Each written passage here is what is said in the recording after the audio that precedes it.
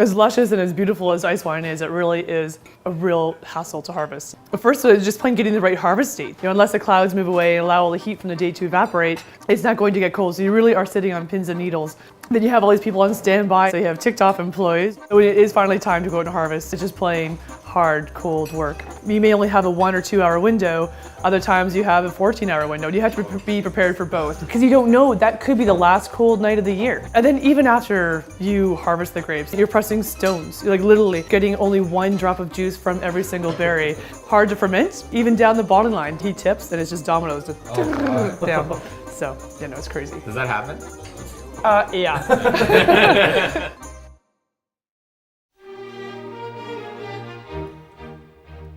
Hey everybody, I'm Adam. I'm Patrick, and we're here at the Enniskillen Winery in Niagara. We're gonna basically be going on a bit of an ice wine endurance mission today. Yeah, I love waking up in the morning, having a big old glass of ice wine. So this is It's a Canadian tradition. I mean, everybody knows that. Let's go in. Sounds good. Let's do it. Hello. Hey. Thank you for having us. Oh, no problem. Nice to have you here. Okay, now I know it's Vice magazine, so keep your conversations coming. We're the fancy crew. We're the nicest scumbags you'll ever meet. We're very proud at Enniskillen to be known around the world for our ice wine. We're in over 85 countries. But the most important thing, I think, to share with people is the fact that it is a grape that's harvested naturally frozen on the vine. Legally, it can be ice wine only if this grape was picked at -8 or colder. If we were going to pick tonight, we would have to call this inspector to come and tell him where we're picking, what the projected temperature will be. And we jokingly call them the ice wine police. Ice wine cops. Yeah, So- we've seen that show. Are they armed or? When we started to make ice wine back in 1984, we were conscious of the fact that we didn't invent it here in Canada. The Germans did in about 1794. So what we have in front of you here is some Vidal grapes. 80% of ice wines made in Canada are from Vidal. Cheers. A grape patty. Okay, so try the grape. Okay. Do you see how you're still chewing the skin? Mm-hmm. Okay. That's the secret to why Vidal makes such a great ice wine. The thicker the skin, the longer the grape can stay on the vine without rotting. And I have to tell you, you're the first 2 people I have ever tasted ice wine and ice wine grapes with that clink the grapes. So thank you. That's Well, hey, very special. We are very, trendsetters. We get paid the big you bucks. are, Yeah. You are. Cheers. Cheers. Nice to have you here, Thank Patrick you. and Thank Adam. you, Debbie. Thank you, Here's to Debbie. ice wine. Best breakfast ever. For sure. See you later, Barrels. Barrels, we hardly knew you. Welcome back. We're here beside an unknown body of water, and across the water, Is friends in the United States. Yep, one of these days, Pat, we'll make it across, and freedom and salvation. Until that day of salvation, we're here at the Reef Estate Wineries. Oh, and what a gorgeous place it is. And we're gonna have more ice wine, I presume. I hope so.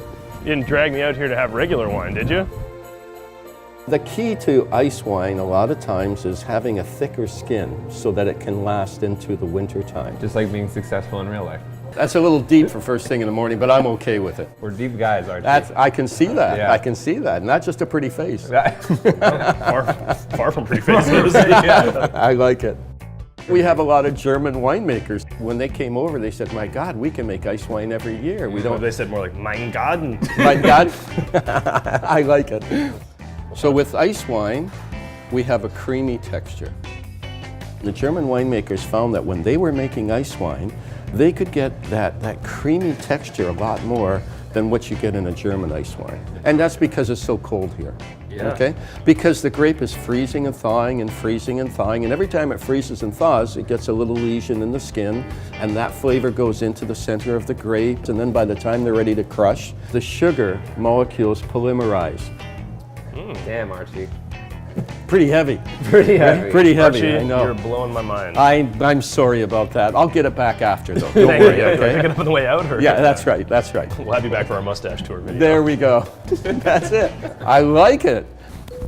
Good one. I don't know if you guys are spitters, but We've been, no, we're not. Not on this show. I respect that. I respect that answer much more. Yeah. There's two things that make a great wine region, and that is soil and climate. Those are the only two things that make a great wine region. Nothing else matters. You know, the people, we're all transferable. We've got French winemakers making wine here. We've got Canadian winemakers making wine in Burgundy, right? Technology, you pick up the phone, you order the equipment. It doesn't matter where the equipment is anywhere in the world. It gets shipped here or gets shipped to France, gets shipped to Australia.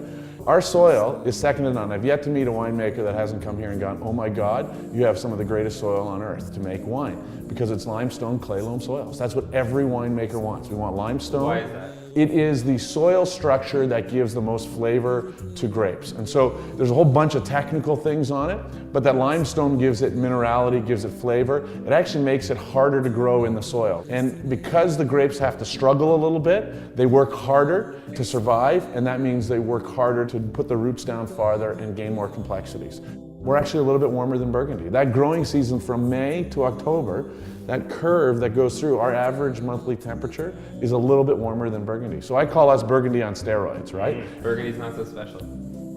No, I wouldn't say Burgundy. I wouldn't pretty say sure that that's what you just said. Yeah, no. It's Gotcha. No, I actually didn't say that. I actually didn't say that Burgundy isn't so special. What I'm saying is Niagara is as special or more special than Burgundy. More special. Got More it. special. and people don't realize that. Yeah. Perfect. Let's go roast some marshmallows.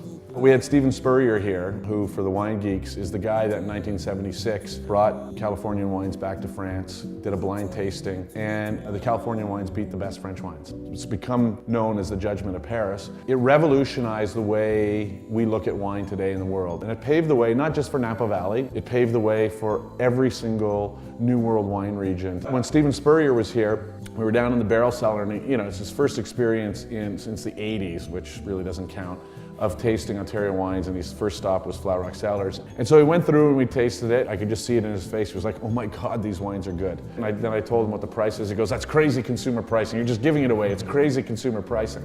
And that is someone who knows nothing about Flat Rock Cellars, right? So it really is an unbiased global perspective.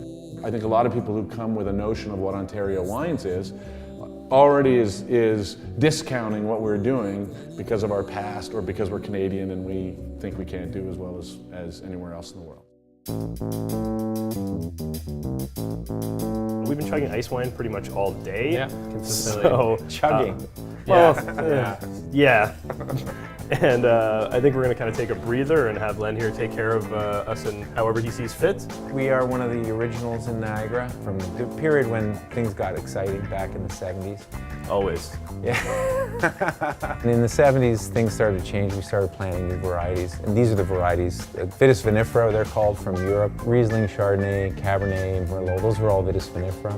Before that, all of the grapes grown here were native varieties, native to North America. Varieties like Concord, not very good for wine, but great for jams, jellies, and juice. Think of Welch's. And so we were in the vanguard of that. Started our winery in '86, and we've been making wine ever since. And our focus is Riesling. So Riesling, very versatile grape variety, can go from this pretty much bone dry wine, usually 8 to 10 grams per liter of residual sugars. And then the ice wines you've been drinking all day, 200 grams, so a lot, 20%. Roughly speaking in percentages, you go from about less than 1% all the way up to 20% sugar. But it's a variety that can give you any sort of, anywhere along that scale, you can make an interesting wine. Riesling is straight up, you ferment it in a stainless steel tank, you bottle it. So you get the complete expression of that grape variety and of the place where it was grown, in this case, the Cave Spring Vineyard. I smell wetstones in this wine, if you know what the smell of wetstones is like. No, I can't say I smell. That minerality is much prized in fine winemaking, white wines in particular. It's been informative for both my brain and my liver. Yeah. Your liver will be fine. Oh yeah, I'm not worried about it. He's a tough old guy. I just tell him what to do. Yeah.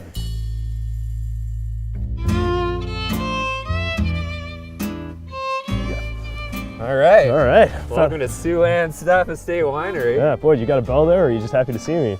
I got a bell here. Not happy to see me. Trying to get a good rhythm going. Oh, there we go. Okay. And we're gonna go have lunch. Yeah, I'm excited to see it. Apparently, there we go. There we go. All right. Okay, good. Yeah, loves cameras. This actually is my wine shop. It's also my kitchen, and that's the idea. All the best parties are in the kitchen. I want people to come in, put their elbows on the table, relax, and have a good time. Felix thirsty? Oh yeah. Felix thirsty? I'm thirsty. Yeah. I guess what gives me my claim to fame for ice wine is that I was the winemaker at Pilatory Estates for 10 years and winemaker of the year, and twice proclaimed as one of the top 4 women in the world in wine. And I think it was because of all the ice wines I made. So the joke in the wine industry, my nickname is the Ice Queen, and I hope it's because of my ice wines, not my personality. Can you guys show me the Gewürz ice wine there? There you go. We just want to tell Sue-Ann. We'll tell her what. For lunch today, we're just going to have this very simple, sort of a couple of variations on duck. So I think paired with the ice wine should be fantastic. If you were to go out now and say, we had duck breast for lunch and we had an ice wine with it, you'd be like, that's just crazy talk. That just doesn't happen.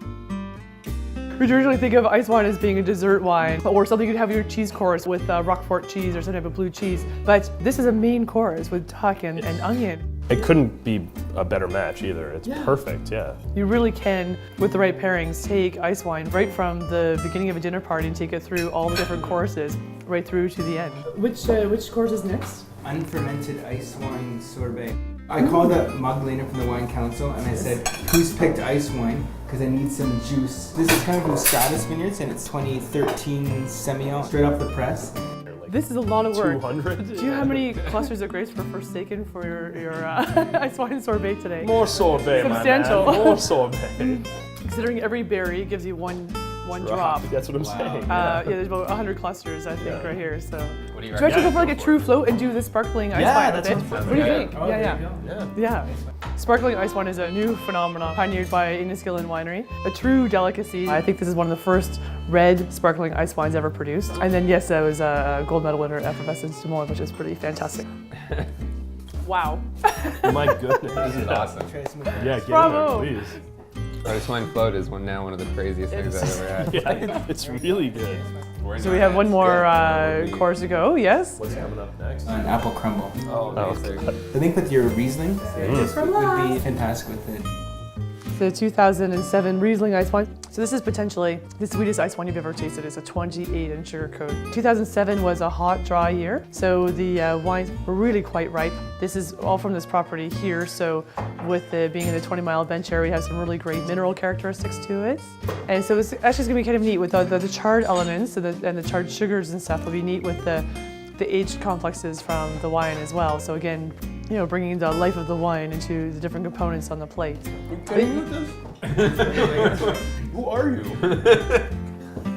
To think that we've had a 4-course meal really, all with ice wine, and not once have we gone for the water glass. The wine has done the job.